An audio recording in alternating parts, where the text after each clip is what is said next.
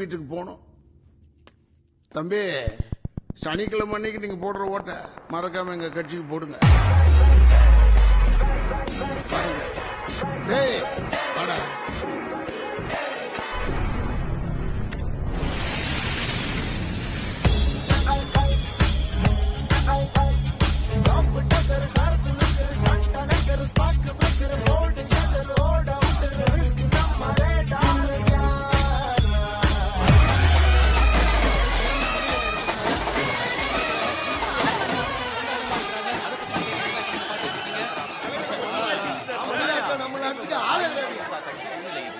அக்கட்சியின் தலைவர் திரு மாசிலாமணி தன்னை எதிர்த்து போட்டியிட்ட வேட்பாளர் திரு சின்னசாமியை விட சுமார் 25,000 வாக்குகள் வித்தியாசத்தில் முன்னிலையில் உள்ளார்.